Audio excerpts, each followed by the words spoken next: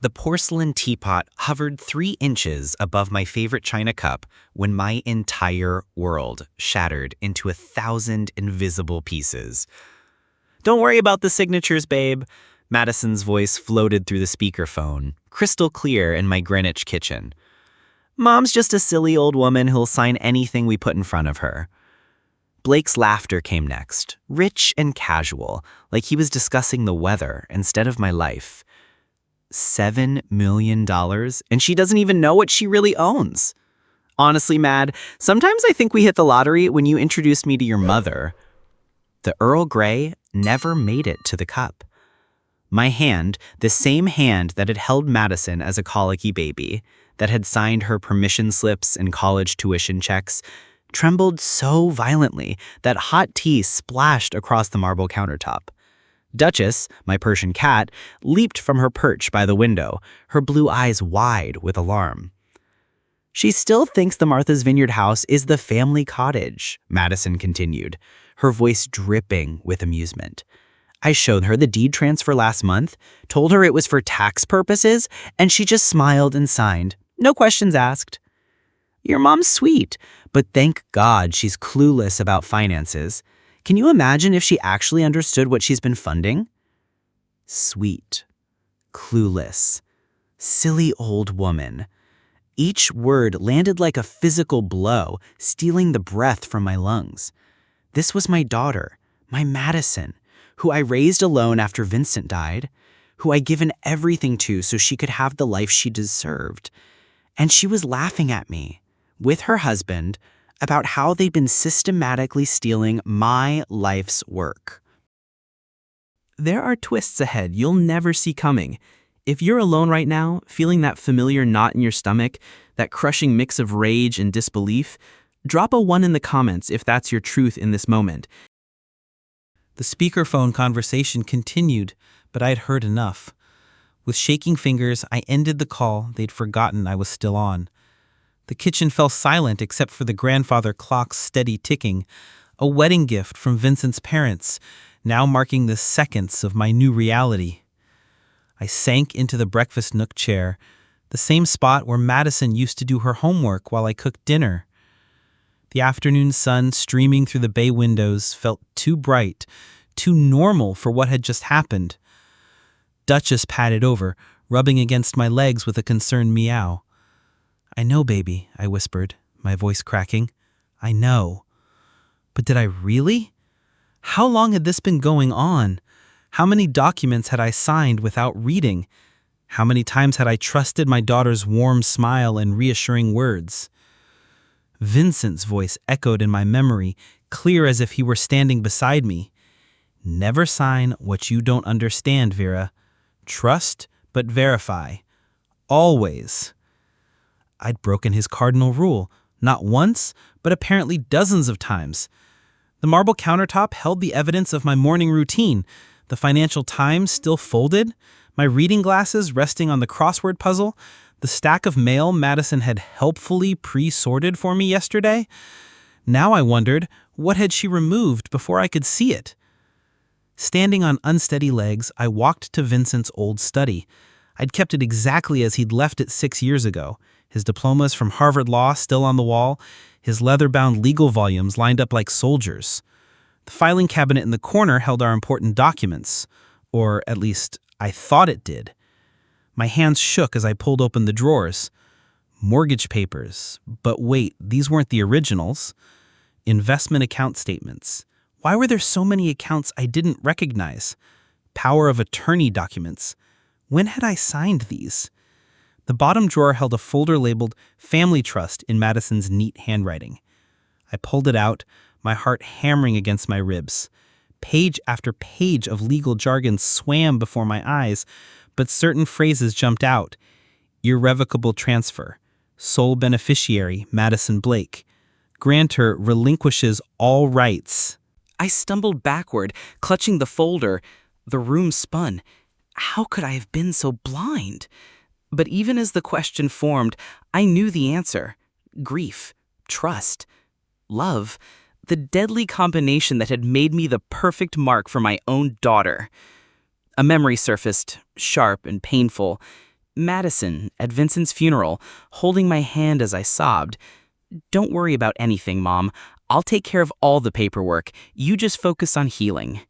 She'd slipped documents in front of me between flower arrangements and sympathy cards.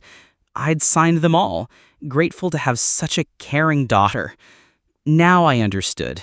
She hadn't been protecting me, she'd been positioning herself. I forced myself to keep reading.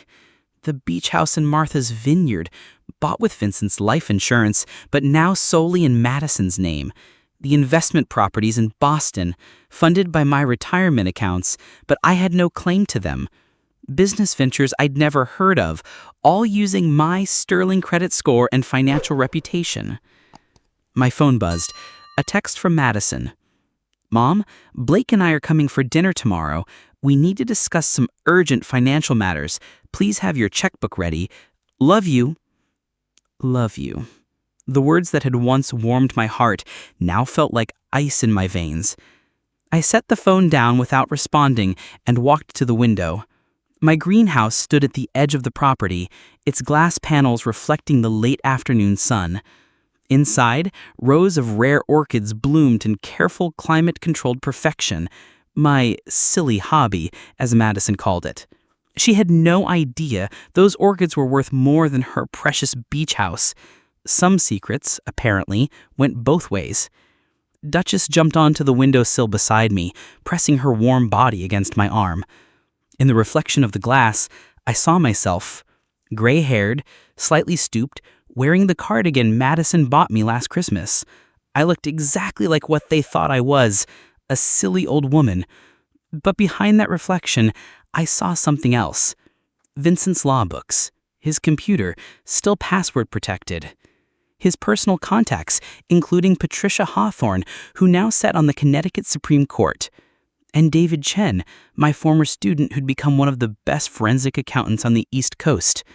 They thought I was just a silly old woman, a sweet, clueless mark who would keep signing papers until there was nothing left to steal. They were about to learn how wrong they were. I picked up my phone, not to text Madison back, but to scroll through my contacts. My fingers were steady now, my mind clear. The shock was fading, replaced by something colder, sharper. Vincent used to say I had a mind like a steel trap when I wanted to. I'd just been keeping it closed for too long. "Patricia?" I said when she answered on the second ring. "It's Vera. I need your help. It seems I've been a very silly old woman, but I'm done with that now." In the background, I heard Madison's text notification ping again, probably wondering why I hadn't responded with my usual immediate, "Looking forward to it, sweetheart." Let her wonder. The silly old woman was gone. And in her place, well, Madison was about to meet her real mother, the one who'd built a fortune alongside Vincent, the one who'd graduated summa cum laude from Wellesley, the one who'd raised a daughter alone while managing a multi-million-dollar portfolio. The clock in the hallway chimed 5 o'clock. In exactly 24 hours, Madison would arrive for dinner, expecting to fleece more money from her clueless mother. Instead, she'd find her entire world crumbling. I smiled, not the sweet grandmother smile they expected, but something sharper. Duchess purred against my hand as if she understood. "Game on," I whispered to the empty room.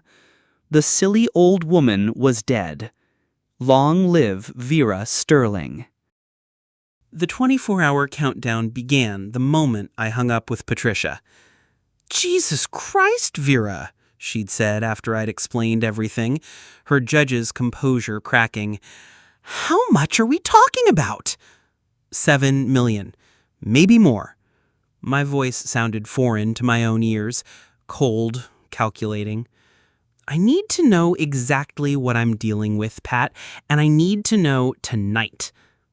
"David Chen," she said immediately. "Remember your star student from the Wellesley guest lectures? He'll tear through those financials like a hot knife through butter. I'll call him now." After we hung up, I stood in Vincent's study, surrounded by the ghosts of our life together. His cologne still lingered faintly in the leather chair. For a moment, just one moment, I let myself feel the full weight of the betrayal. My knees buckled. I gripped the edge of his desk as a sob tore through my chest. My baby, my Madison, the daughter I'd sung to sleep, whose fever I'd sat up with for 3 straight nights when she was 4. The girl who'd made me Mother's Day cards with crayon hearts and promised to love me forever. When had I lost her? When had my child become this stranger who laughed about my stupidity with her husband? Duchess wound around my ankles, meowing insistently. I wiped my eyes, straightened my spine. Grief was a luxury I couldn't afford. Not now. Not when I had exactly 23 hours and 47 minutes to destroy everything they'd built on my broken trust. David arrived within the hour, pulling into my driveway in a Tesla that probably cost more than most people's houses. He hadn't changed much since his Wellesley days. Same wire-rimmed glasses, same intense focus that had made me my best student. David arrived within the hour, pulling into my driveway in a Tesla that probably cost more than most people's houses. He hadn't changed much since his Wellesley days. Same wire-rimmed glasses, same intense focus that had made me my best student. "Professor Sterling," he said, and despite everything, I almost smiled. I hadn't been Professor Sterling in over a decade. "It's Vera now, David, and I need your help." His expression darkened as I led him to Vincent's study. Patricia filled me in on the basics. "This is your daughter we're talking about?" "Yes." The word came out sharp, brittle. "My daughter, who apparently thinks I'm too stupid to notice she's been robbing me blind." David's fingers were already flying across his laptop keyboard. "I'll need access to everything. Bank accounts, investment portfolios, property deeds, tax returns." "Done." I handed him the folder I'd prepared. "Passwords are all there." Vincent was meticulous about documentation. "And Madison doesn't know you're onto her?" I thought about her text, still unanswered. "She thinks I'm probably napping. That's what silly old women do, after all." Something flickered in David's eyes. Anger on my behalf. "Let's show her how wrong she is." While David worked his forensic magic, I had another call to make. This one would be harder. "Sterling Orchids International, Juniper speaking." Juniper Chen, no relation to David, had been managing my greenhouse operation for 5 years. What Madison dismissed as my flower hobby was actually a $1 million rare orchid business with clients in 12 countries. I'd kept it separate from the family finances, a little secret Vincent had encouraged. "Every woman needs something that's wholly hers." Thank God I'd listened.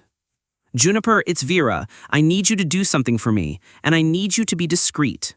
"Of course, Mrs. S. What's going on?" "I want a full audit of our assets. Every plant, every contract, every pending sale. And I want our 3 most valuable specimens moved to the secure greenhouse. Tonight." A pause. "Is everything all right?" "It will be," I said, steel in my voice. "It will be."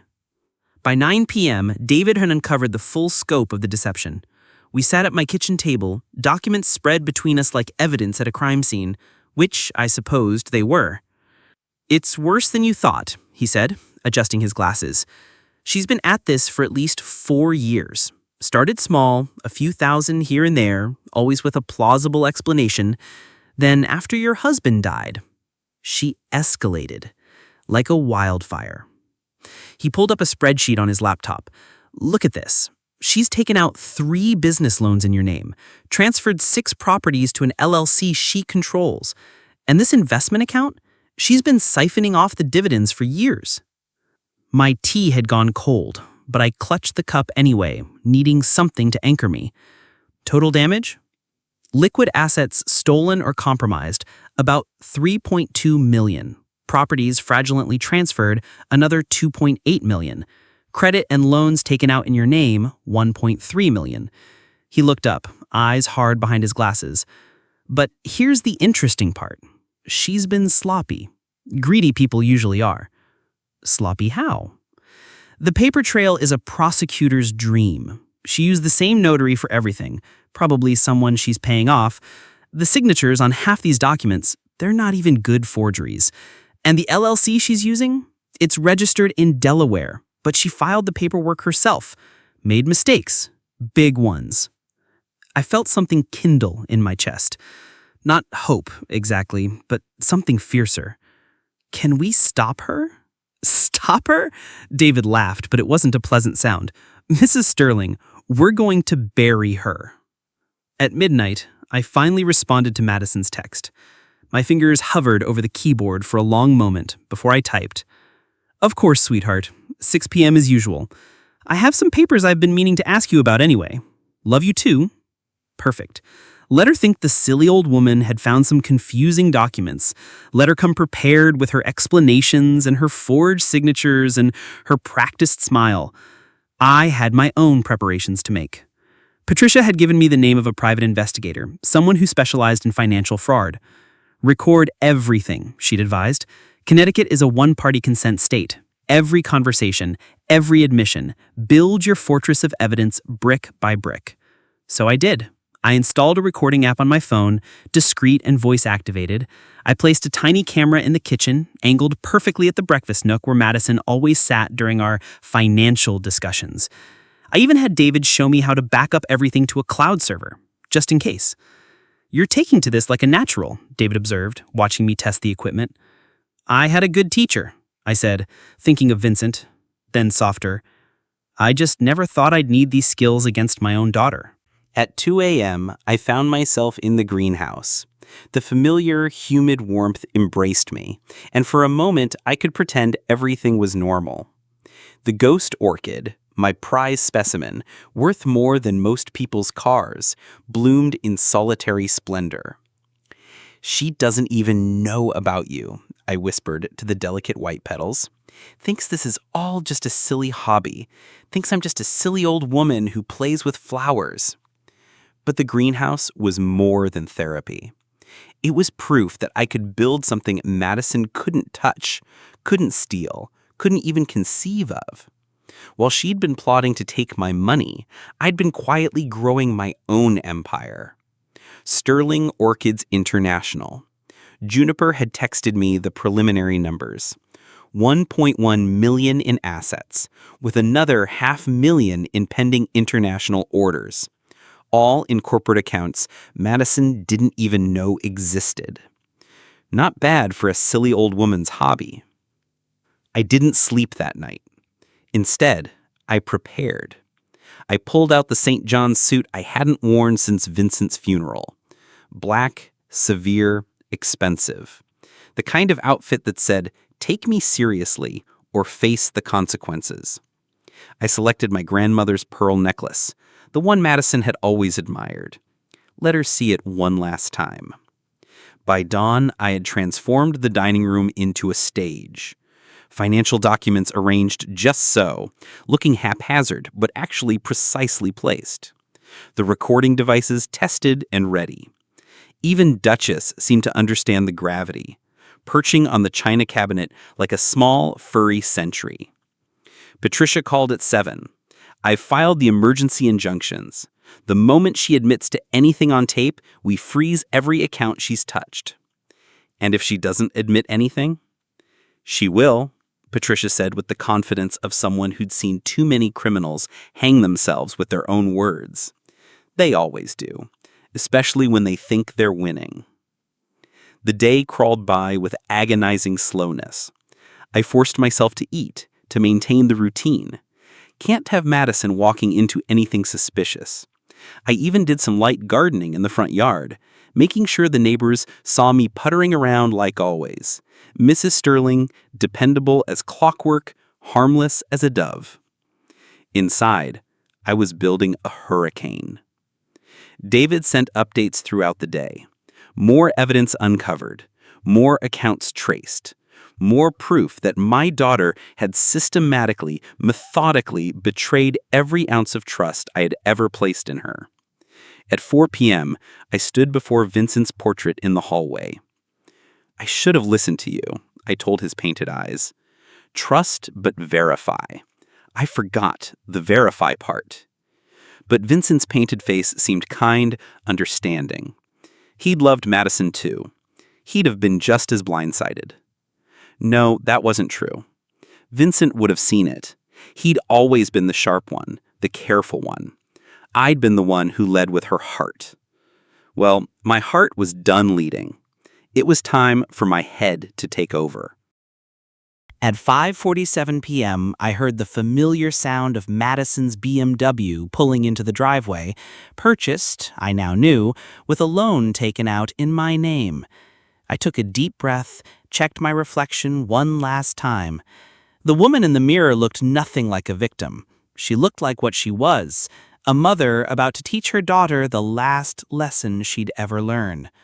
"Showtime," I whispered to Duchess, who blinked slowly in agreement. The doorbell rang at exactly 6 p.m. Madison was nothing if not punctual when money was involved. I opened the door with my practiced smile, the one that said, "Harmless grandmother who lives for her daughter's visits." But inside, the steel trap Vincent had always admired was ready to spring. "Madison, darling," I said, air kissing her cheek. "Don't you look lovely? Is that a new dress?" It probably was, purchased with my money, no doubt. "Hi, Mom," she said, breezing past me with the confidence of someone who thought they owned the place. Soon she'd learn exactly how wrong she was. "Blake's in the car on a call. He'll join us in a minute." Perfect. I wanted them both here for this. "I've made your favorite," I said, leading her to the dining room, "coq au vin, just like you used to love when you were little." For just a moment, something flickered across her face. Guilt? Nostalgia? But then she saw the papers spread across the table, and her eyes sharpened like a predator catching sight of prey. "Oh, good," she said, settling into her usual chair. "You found those confusing documents you mentioned?" I smiled, settling across from her. The camera angle was perfect. The recorder was running. And in approximately 10 minutes, Madison's world would begin its 24-hour countdown to complete destruction. "Yes, sweetheart," I said, my voice sweet as poisoned honey. "I found quite a few confusing things. Perhaps you can help your silly old mother understand them." The trap was set. Now all I had to do was wait for her to walk right in. Madison's manicured fingers, paid for with my money, no doubt, reached for the documents like a snake striking at prey. Her face remained perfectly composed, that practiced look of concern I now recognized as pure performance art. "Oh, Mom," she sighed, shaking her head with theatrical worry. "These are so complex. You really shouldn't be looking at these without me. You know how confused you get with financial jargon." Confused. There it was again, the narrative she'd been spinning for years. "I am a bit confused," I admitted, letting a tremor enter my voice. Inside, my heart was hammering so hard I was sure she could hear it. "This one here, for instance, it says I'd transferred the Martha's Vineyard house to something called MGB Holdings, LLC, but I don't remember. We discussed this, remember?" Madison's voice took on that patronizing tone I'd grown accustomed to. Patient, gentle, like she was talking to a child. "During Dad's funeral. You were so overwhelmed, poor thing. It's for tax purposes, Mom, to protect the family assets." The family assets, not my assets, the family's. Blake chose that moment to enter, all 6'2" of entitled masculinity in a Tom Ford suit. He kissed my cheek, the Judas kiss, I thought viciously, and settled beside Madison. "Hey, Mom Sterling. Sorry about the call. Investors, you know how it is." No, I didn't know how it was. Because I was just a silly old woman, wasn't I? Madison was just explaining about the Martha's Vineyard house. I'm afraid I don't quite understand why my name isn't on it anymore. Blake and Madison exchanged a look. Quick, but I caught it. The look of conspirators checking their story.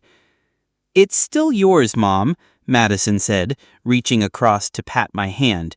Her engagement ring, 3 carats, purchased last year right after a mysterious withdrawal from my investment account, caught the light.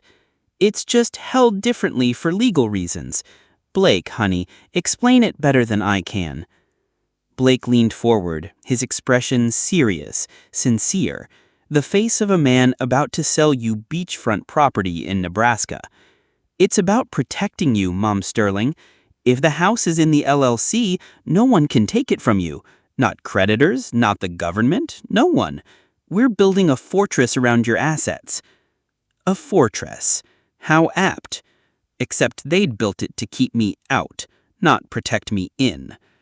Oh, I said, letting my shoulders relax. That does sound smart. Vincent always said I should protect myself. Exactly, Madison's smile brightened. She thought she had me. Dad would be so proud of how we're taking care of you. The rage that flooded through me at those words nearly broke my composure. Vincent would be proud. Vincent would have seen through them in seconds. Vincent would have... Deep breath. Stay in character. There are just so many papers here, I said, shuffling through them with deliberately shaky hands. This one about a loan. I don't remember taking out a loan. That's not a loan you took out, Blake said smoothly. Too smoothly. That's an investment opportunity we secured in your name. Remember the tech startup I told you about? The one that's going to revolutionize elder care? Elder care. The irony might have been funny if it wasn't so cruel. Oh, yes, I lied. I think I remember. And it's doing well? Incredibly well, Blake assured me. You'll see returns within the year, maybe 300%, possibly more. Madison nodded enthusiastically. You're going to be so much wealthier, Mom. We're making sure your retirement is golden. Golden. Like the goose they were slowly strangling. I picked up another paper. This one for a property in Boston I had bought as an investment 15 years ago. And this one? It says I sold this for $1? For the first time, Madison's mask slipped. Just for a second. A flash of annoyance. That's a technical thing, Mom. For tax purposes. You didn't really sell it for $1. But it says... Mom... Her voice sharpened, then immediately softened again. You're getting yourself all worked up over nothing. This is why we handle these things for you, so you don't have to stress about details you don't understand. There it was, the verbal slap wrapped in silk. You don't understand. You can't understand. Stop trying to understand. You're right, I said, setting the paper down with a defeated sigh. Sometimes I feel like I'm losing track of everything. Ever since your father died? Oh, Mom.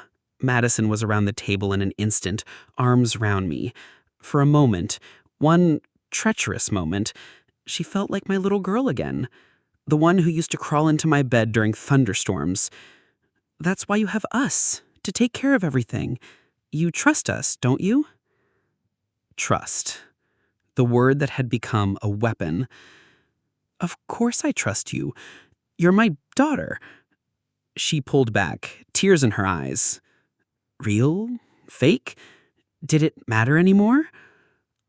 Now, Blake said, clearly ready to move to the main event. We do have some papers for you to sign tonight. Just routine stuff. Updates to the trust, some investment documents. Nothing major. Nothing major. Just my complete financial destruction wrapped up with a bow. Madison produced a folder from her designer bag, Hermes. I'd bought her that bag for her birthday last year. Another bitter irony to add to the collection. Here we go, she said brightly, laying out the papers. I've marked everywhere you need to sign with those little sticky tabs, just like you like. Just like I like, because I'm too simple to find signature lines on my own. I picked up the pen, Vincent's Mont Blanc, because even now I needed his strength and pretended to squint at the first document. What's this one for, dear? Just updating your will, Madison said casually. Too casually. Making sure everything is properly structured for tax purposes. I flicked through the pages, letting my finger trail along the text. There, buried on page 12, a complete disinheritance clause wrapped in so much legal language it would be invisible to someone who wasn't looking. It seems so complicated, I murmured. That's why you have me, Madison said, her hand covering mine, to protect you from all this complexity. I looked up at her then. Really looked at her. Searched for any sign of the daughter I'd raised, the one who'd made me Mother's Day cards with crayon hearts, the one who'd cried when her goldfish died, the one who'd promised to take care of me when I got old. She was gone. Maybe she'd been gone for years, and I'd just been too blind to see it. You know what? I said suddenly, setting the pen down. I think I'd like some tea first. Would you like some? Earl Grey, just like your father used to make? Madison's jaw tightened almost imperceptibly. Mom, we really should get these signed. Blake has an early meeting tomorrow. Oh, it'll just take a minute. You know how I am. Can't think straight without my tea.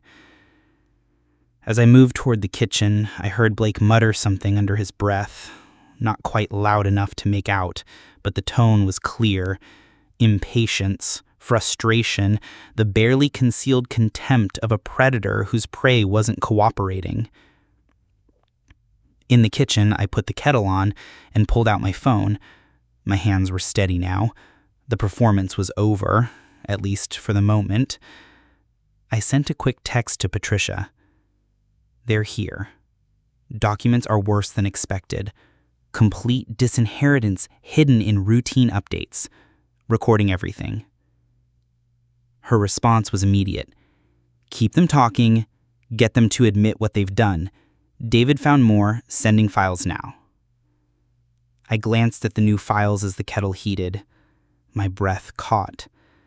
They'd taken out a second mortgage on this house. My house. Vincent's house. Without my knowledge. Forged my signature. Used the money for Blake's failing business ventures. The kettle whistled, sharp and piercing. I prepared the tea tray with mechanical precision, my mind racing. They weren't just stealing from me. They were ensuring I'd have nothing left. No house, no savings, no dignity. Just a confused old woman dependent on their charity. When I returned to the dining room, Madison and Blake were huddled together, whispering. They sprang apart when they saw me, fake smiles plastered on their faces. Here we are, I said cheerfully, pouring the tea. Now, where were we? The signatures, Mom, Madison said, pushing the documents toward me again. Just sign where I've marked. I picked up the pen again, then paused. You know, I've been thinking about Aria. Madison stiffened. What about her? Just wondering about her future, her college fund. I want to make sure she's taken care of. Of course she'll be taken care of, Blake said, his voice tight. That's what all of this is for, securing everyone's future. Everyone's? I repeated. Yes, I suppose that's true. I signed the first document. Just my name, nothing else. Let them think they were winning. Oh, I said suddenly, as if just remembering. Patricia Hawthorne called yesterday. You remember her? My old college roommate? The judge? Madison's hands stilled on her teacup. Oh? What did she want? Just catching up. She mentioned something interesting about elder financial abuse cases. Apparently, they're prosecuting them much more aggressively now. Some woman in Hartford just got 20 years for stealing from her mother. The silence that followed was deafening. That's terrible, Madison finally managed. That poor mother. Yes, I agreed, looking directly at her.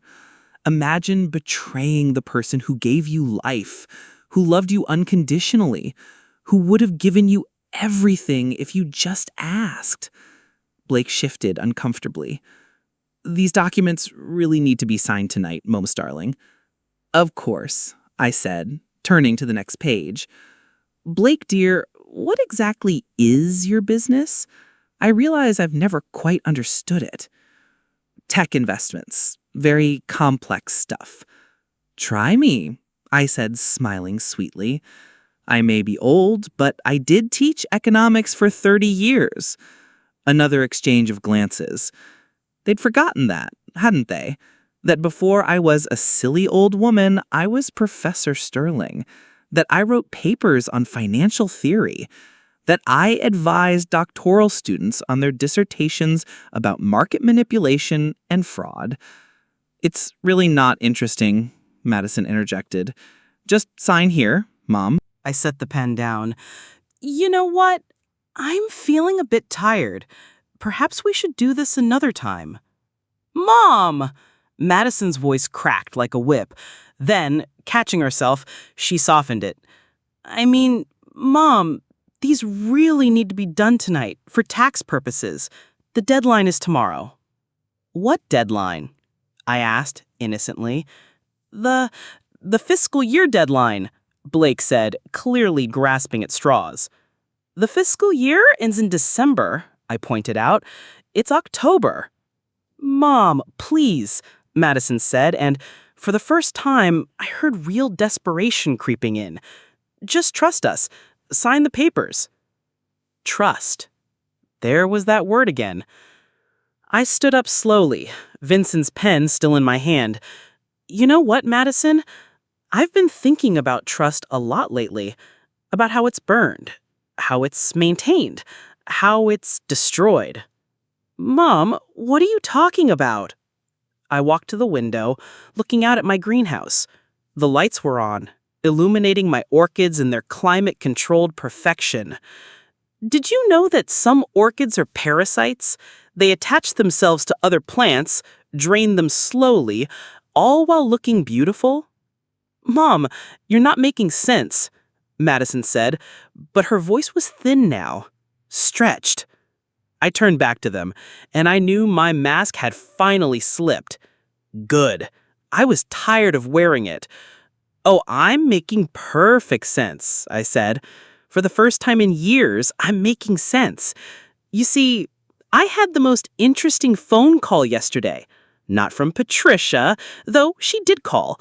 From my banker, asking about the second mortgage on this house, the one I apparently took out last month. Madison went white. Blake's hand moved to his phone. I wouldn't, I said sharply. Not unless you want this conversation to be part of the court record. Yes, I'm recording. Yes, it's legal. And yes, I have everything. Mom, I don't know what you think. I know exactly what I think. I think my daughter and her husband have been systematically stealing from me for years. I think you've taken my properties, my money, my trust, and laughed about it.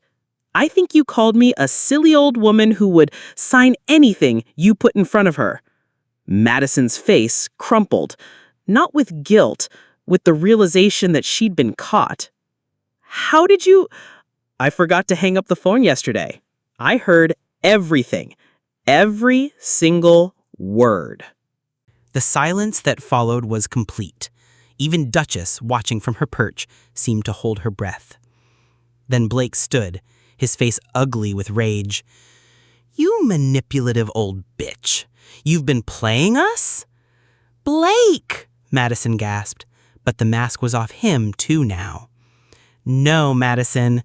She's been sitting here pretending to be confused, and she's been playing us. He turned to me, his height meant to be intimidating. You think you're smart?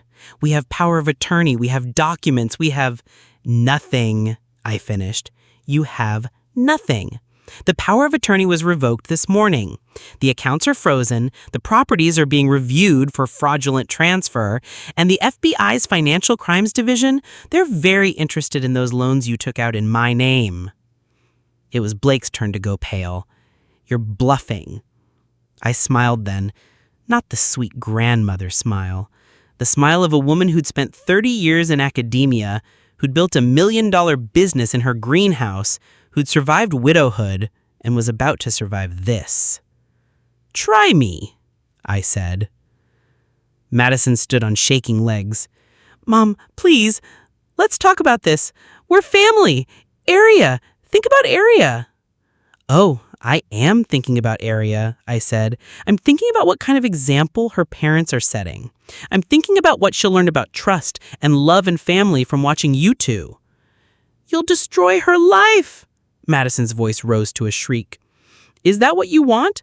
To ruin your granddaughter's life? No, I said quietly. That's what you did, Madison. Every forged signature, every stolen property, every lie. You did this, Madison, not me. Blake grabbed Madison's arm. We're leaving, now. Yes, I agreed. You should leave. And Madison, don't come back. Not to this house, not to my life. You're no longer welcome here. You can't do this! Madison was crying now, ugly sobs that might have moved me once. I'm your daughter! No, I said, my voice steady as stone. My daughter died somewhere along the way. I don't know when exactly. Maybe when you started seeing me as a bank account instead of a mother. Maybe when you laughed about my stupidity with your husband. But she's gone. You're just a stranger who looks like her. Blake was pulling Madison toward the door now, his face twisted with fury. You'll regret this. We'll sue. We'll take everything. With what money? I asked calmly. Your accounts were frozen an hour ago. Oh, didn't I mention? When you use stolen funds to pay lawyers, they tend to freeze those too. Something about proceeds of crime. You might want to look into that. The door slammed behind them with enough force to rattle the china.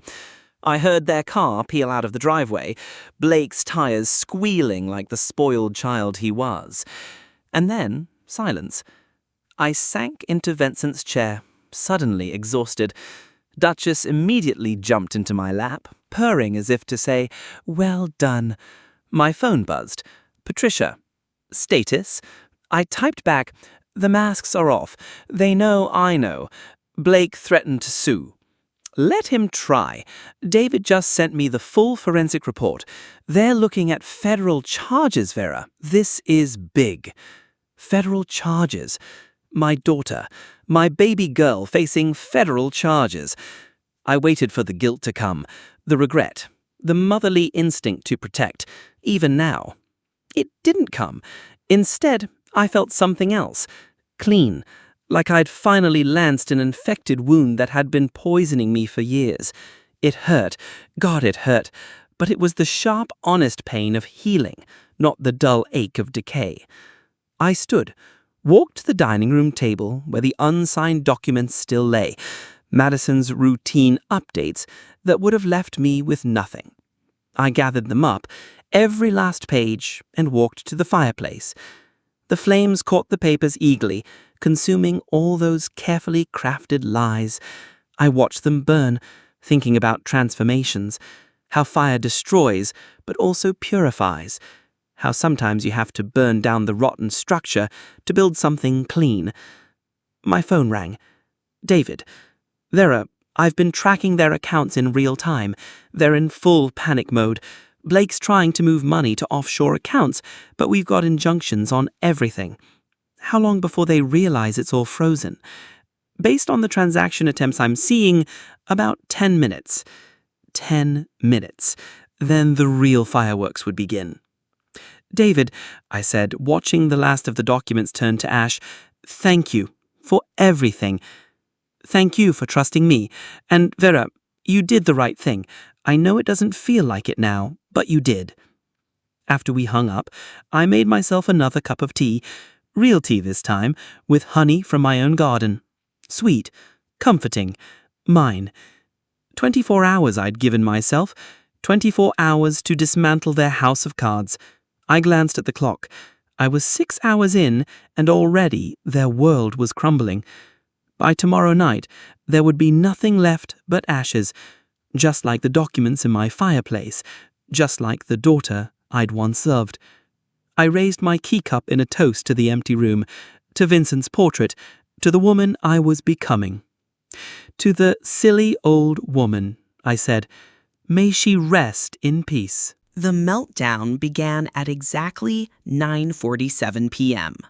My phone exploded with texts, each one more frantic than the last. Mom, there's something wrong with the accounts. The bank says everything is frozen. This has to be a mistake. Call me now. Mom, answer your phone. You vindictive bitch. You've destroyed us. That last one was from Blake. At least he had dropped the pretense of loving son-in-law. I sat in my study, Duchess purring in my lap, watching the texts roll in like a tsunami of panic. Each ping was another brick in their empire crumbling. I didn't respond. What was there to say? Patricia called at 10:15. They've been trying to access 12 different accounts in the last hour. Every single one frozen. And the credit cards? Canceled. The Mercedes lease? Terminated. That black Amex Blake loves to flash around? Dead as a doornail. I closed my eyes, remembering how Blake used to make a show of paying for dinner with that card. Don't worry about it, Mom Sterling, he'd say with that practiced smile. Family takes care of family. Yes, they certainly did. There's more, Patricia continued. David traced the money flows. They've been living entirely off your funds for 3 years. Blake's tech company, it never made a cent. It was all a front to funnel your money into their lifestyle. 3 years.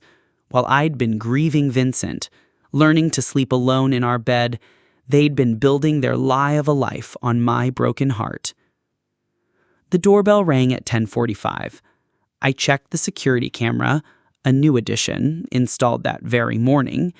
Madison stood on my porch, mascara streaming down her face, designer dress wrinkled. Behind her, Blake paced like a caged animal, prone pressed to his ear. I didn't move from my chair. The doorbell rang again. Then the pounding started. Mom, Madison's voice shrill with hysteria. Open the door. We need to talk. I sipped my tea. Earl Grey with honey. Perfect temperature. I know you're in there. She was screaming now. Your car's in the driveway. Mom! Duchess lifted her head, annoyed by the noise. I stroked her fur, humming softly. The same lullaby I used to sing to Madison when she was small, when she was still mine. My phone rang. Madison. I let it go to voicemail. The pounding intensified, then Blake's voice ugly with rage. Open the goddamn door, Vera. You can't do this. That money is ours. Ours. There it was, the truth naked and writhing in the October night. I stood, walked calmly to the intercom by the door, pressed the button. The money was never yours, I said, my voice steady as granite. And if you don't leave my property in the next 60 seconds, the security company will call the police. Your choice. You evil bitch, Blake roared. We'll destroy you. You hear me? We'll tell everyone what you've done, how you've ruined your own daughter. 50 seconds. Mom, please, Madison sobbed. Think about Arya. She's at home with a babysitter. We can't even pay the babysitter. Is that what you want? The manipulation. Even now, drowning in consequences, she was trying to use my granddaughter as a weapon. 30 seconds. I hate you, Madison screamed, the mask not just slipping but shattering completely.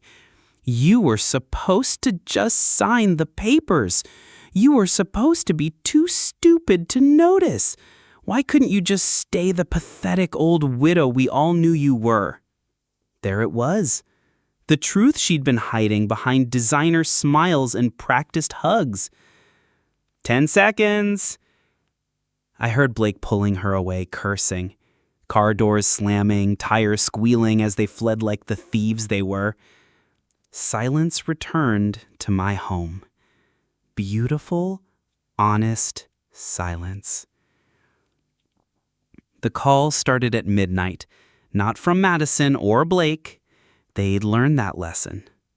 From others, their friends, their enablers, the people who'd benefited from their stolen lifestyle. Vera, it's Cynthia Walsh. I heard there's been some misunderstanding with Madison. Surely we can work this out like civilized people. Delete. Mrs. Sterling, this is Jonathan from Blake's firm. There seems to be some confusion about investment funds. If you could just unfreeze the accounts temporarily. Delete. You horrible woman. Madison is crying her eyes out. What kind of mother does this to her child? Delete. At 2 a.m., a new player entered the game. Blake's mother, Eleanor Mitchell. The queen of Connecticut society, dripping condescension like honey from a poisoned comb. Vera, her voicemail began, each word carefully enunciated. I'm disappointed it's come to this.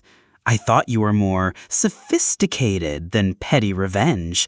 Blake tells me you're having some sort of breakdown. Grief can do terrible things to the mind, especially at your age. Release the funds and we'll make sure you get the help you clearly need. Help? At my age? Breakdown? I saved that voicemail. Evidence of their continued narrative. The confused old woman, the grief-stricken widow who'd lost her mind. Let them tell that story in court. Dawn broke gray and bitter, matching my mood. I hadn't slept, but I wasn't tired. Adrenaline, maybe? Or perhaps it was the intoxicating clarity of finally fighting back. David arrived at 7 with boxes of evidence and a grim expression. It's worse than we thought, he said, spreading papers across my kitchen cable. They didn't just steal from you. They've been using your name and credit to defraud others. There's a Mrs. Chen in Boston who invested her retirement savings in Blake's company because he claimed you were a silent partner. A Mr. Rodriguez in Hartford who extended credit based on forged documents with your signature. My stomach turned. How many? At least 12 that I've found so far. Total damages to other victims? Nearly $1 million? I sank into a chair, the weight of it crushing. They hadn't just betrayed me, they'd used me as a weapon against other innocent people. We have to make this right, I said. David nodded. Already working on it. Your personal assets are protected, but I've set aside funds to reimburse the other victims. It'll come out of what we recover from Madison and Blake's seized assets.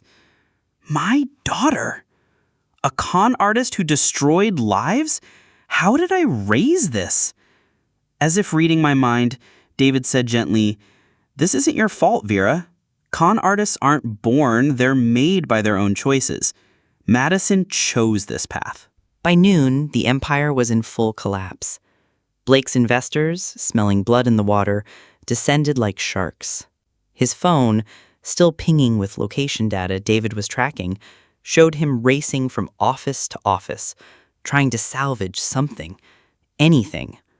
Madison, meanwhile, had taken a different approach. Social media.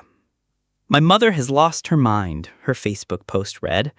Grief and age have twisted her into someone I don't recognize. She's destroying our family out of spite and paranoia. Please pray for us, especially for my daughter Arya, who doesn't understand why Grandma suddenly hates us." The comments poured in. Sympathy, outrage on her behalf. Hashtag elder abuse started trending in our local community groups. I screenshot everything. Let her dig her grave deeper.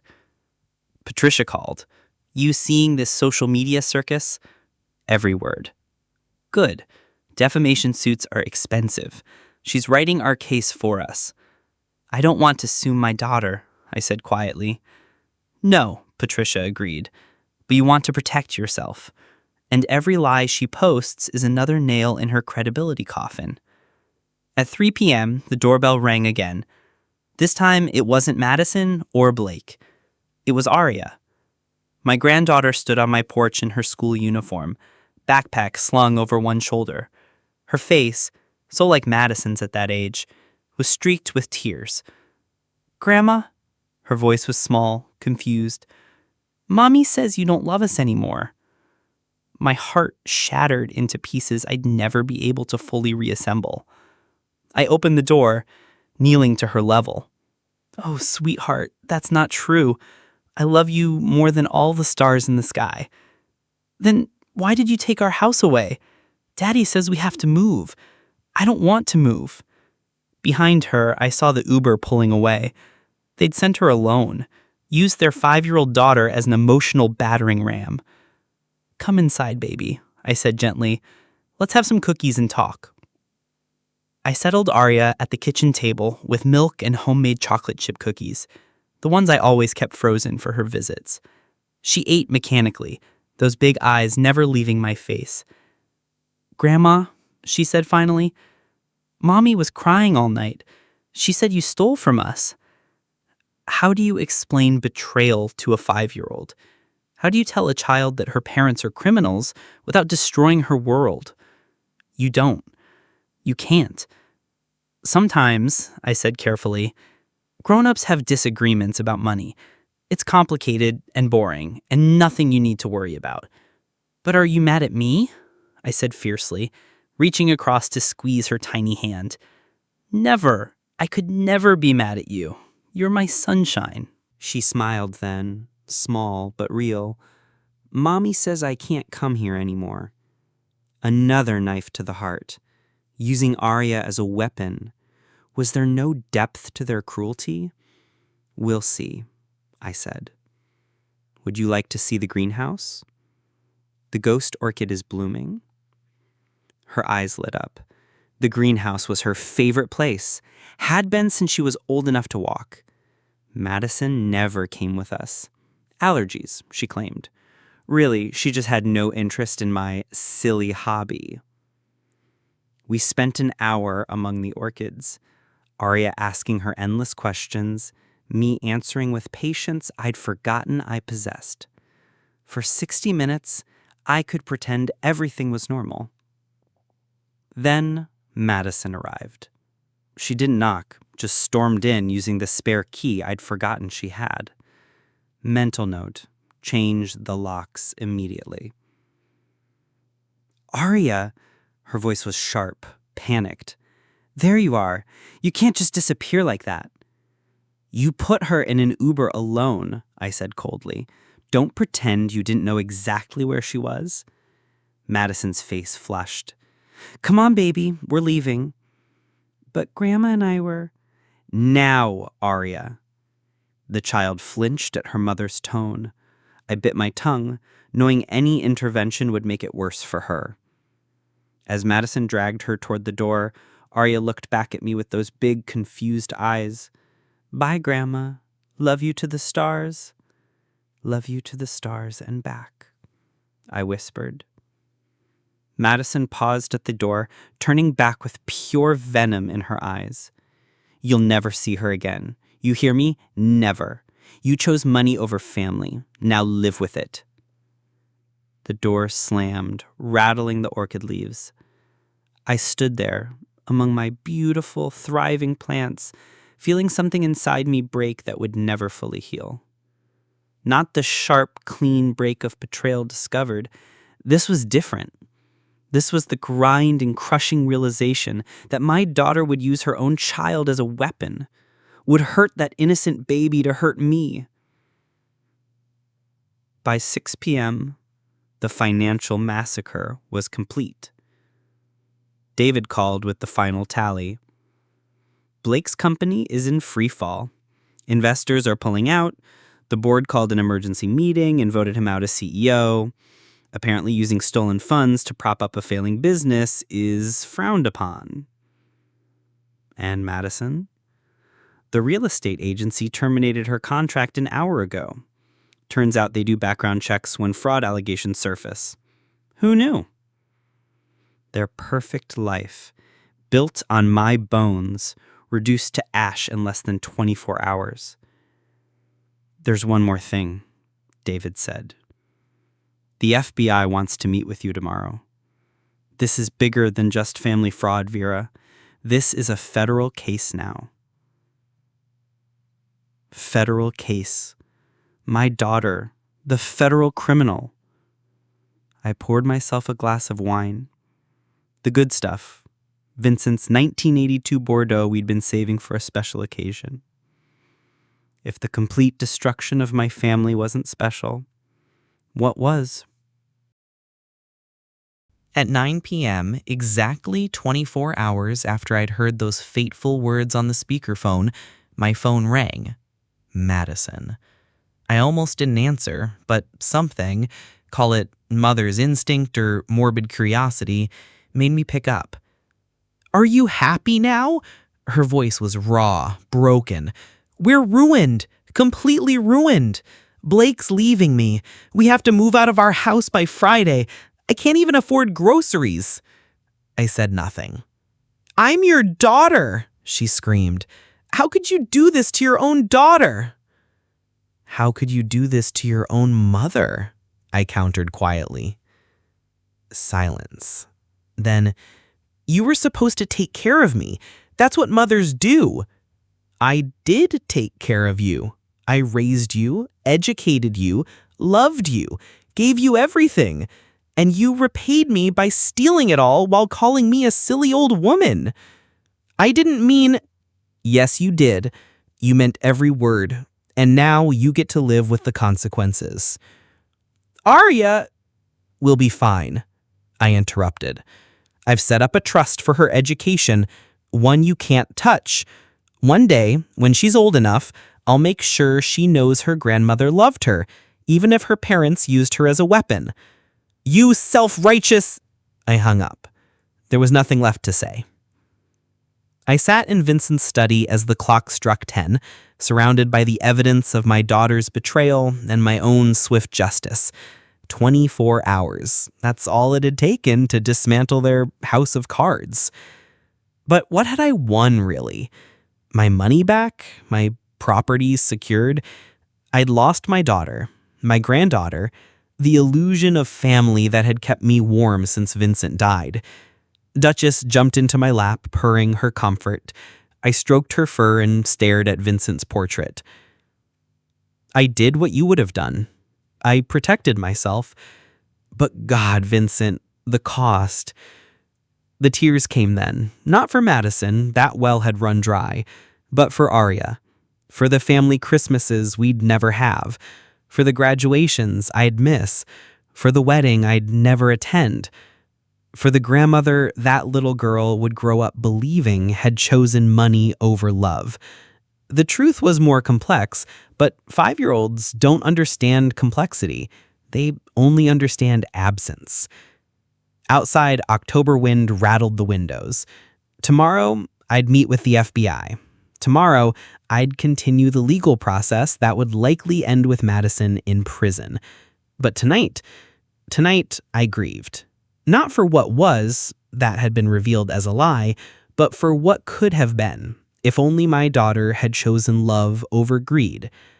The silly old woman was gone. In her place sat a warrior who'd won the battle, but lost the war.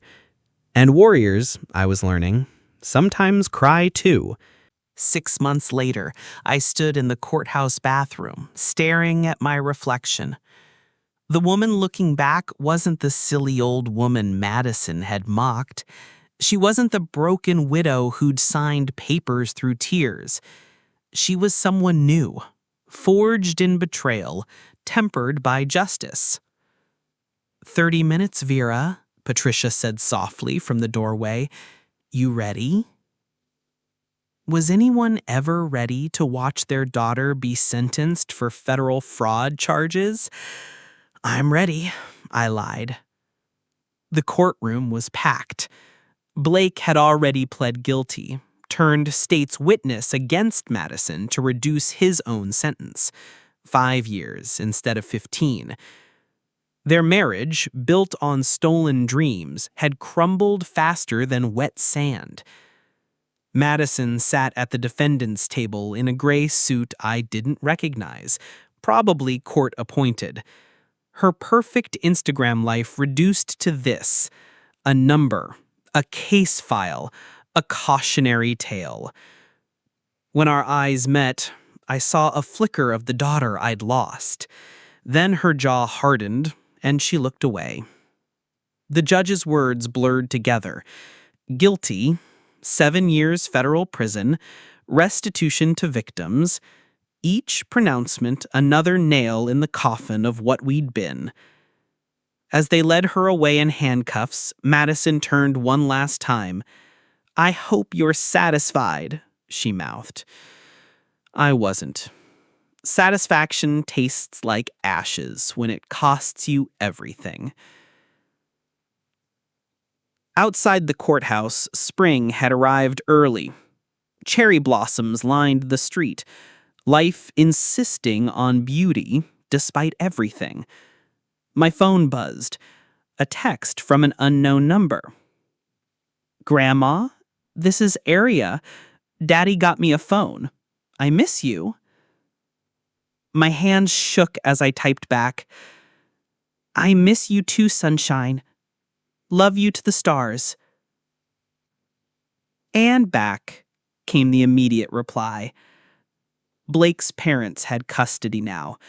Good people who'd been blindsided as I was.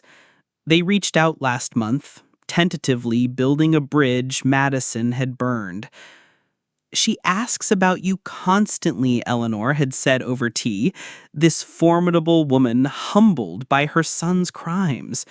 That is, Aria needs her grandmother. Forgiveness, I learned, sometimes comes from unexpected places. I drove home to my greenhouse where Juniper waited with champagne and a sad smile. How are you holding up, Mrs. S? I'm still standing, which was more than I'd managed 6 months ago. The Sterling Orchids International sign gleamed in the afternoon sun. We'd gone public with the business, no longer hiding behind Madison's dismissive hobby label. Turns out, silly old women can build empires too. The ghost orchid buyer called. They're offering $50,000 for a plant Madison never knew existed in a business she never bothered to understand. The irony wasn't lost on me. Tell them 75, I said. That orchid survived the worst winter of my life. It's worth every penny. That evening, I sat in my kitchen, the same spot where my world had shattered with the overheard phone call. Duchess, now elderly herself, purred in my lap. The house felt different now. Lighter, somehow. The weight of deception finally lifted. David had called earlier with final numbers. Every victim reimbursed, every property secured, every document legitimate. The financial bleeding had stopped, the wounds scarring over. But money was never really what this was about, was it? My phone rang. Eleanor Mitchell. Vera, I'm sorry to call so late. Aria won't go to sleep. She insists on saying goodnight to you. Grandma? That little voice, unchanged by the chaos around her. Will you tell me about the orchids? So I did. I told her about resilience, about plants that bloom in impossible conditions, about beauty that comes from patience and care, about roots that run deep, deeper than any storm can reach. Are you like an orchid, Grandma? Maybe, sweetheart. Maybe we all are. Love you to the stars, Grandma. And back, sunshine. And back. After she hung up, I walked through my house. Vincent's house. My house. No longer under threat. In his study, I'd added a new photo to the wall. Not of Madison, that wound was too fresh, but of Arya in the greenhouse, face lit with wonder at the ghost orchid's bloom. The doorbell rang. I found Patricia on my porch, with wine and tissues. Thought you might need company tonight, she said simply. We sat on the back deck, watching spring arrive and defiant bursts of color. The silence between us was comfortable, earned through battle. Any regrets? She asked finally. I considered lying. Then, every day. But not about what I did, about what I didn't see, about who Madison became while I was loving who she used to be. You know what Vincent would say? I smiled sadly. Trust but verify. No, Patricia said. He'd say you did what you had to do. You protected yourself when no one else would. You stood up when it would have been easier to fall. That takes courage most people never find. A year later, Madison's first letter arrived from federal prison. I'd been expecting it, dreading it, somehow needing it. Mom. It began. Not Mother or Vera, but Mom. I have a lot of time to think in here about what I did, what I became, what I lost. I won't ask for forgiveness. I don't deserve it. But I need you to know the daughter you raised did exist. I just lost her somewhere. Buried her under greed and entitlement and Blake's dreams that were never really mine. I'm in therapy now, learning about myself, about why I did what I did. The counselor says I turned you into a resource instead of a person because I couldn't handle Dad dying. If I didn't need you as my mother, maybe losing him wouldn't hurt so much. It's not an excuse, just an explanation. Arya writes me sometimes. She tells me about the orchids, about how you're teaching her to care for them. She says you have tea parties every Sunday now. Thank you for that, for loving her despite everything. I'm different now. Prison does that. Strips away all the lies until only truth remains. And the truth is, I'm the silly one. I had a mother who loved me and I traded her for money that was never really mine. 7 years is a long time, but maybe it's enough time to find that daughter you raised, the one who made Mother's Day cards with crayon hearts. She's in here somewhere. I promise. I'll find her. Your daughter, the real one, this time. Madison. I read it 3 times, then filed it carefully in Vincent's old desk. Not ready to respond, not ready to forgive, but not ready to close the door entirely either. Maybe someday. Maybe. That Sunday, Arya arrived for our tea party wearing a dress covered in painted orchids, her art project from school. Look, Grandma, I'm like your flowers. Beautiful and strong, I agreed, hugging her tight. As she chattered about school and friends and her new piano lessons, I thought about lessons learned too late, about trust given too freely and love used as a weapon, about the price of seeing people as we wish they were, not as they are. But I also thought about resilience, about orchids that bloom after the harshest winters, about little girls who still love their grandmothers despite the chaos, about the strength to rebuild after everything burns down. Grandma, Arya asked, chocolate chip cookie crumbs on her chin, are you happy? I looked around my kitchen, secure, peaceful, mine. Thought about my thriving business, my recovering bank accounts, my carefully rebuilt life, about Sunday tea parties and the possibility of letters from prison, about orchids in the greenhouse and the ghost of Vincent's approval. Yes, sunshine, I said, surprising myself with the truth. I'm happy. Not the naive happiness of before. This was something harder won. The happiness of survival, of boundaries held, of love that endures even when trust is broken. The happiness of a silly old woman who turned out to be not so silly after all. And that was enough. Sometimes the greatest inheritance we can leave isn't money or property. It's the lesson that we're stronger than we know. That love means protecting ourselves too. That when someone shows you who they really are, believe them the first time. To all the silly old women out there, you're not silly, you're not weak, and you're never too old to fight for what's yours. Trust but verify. Love but protect yourself. And remember, orchids bloom best after the storm.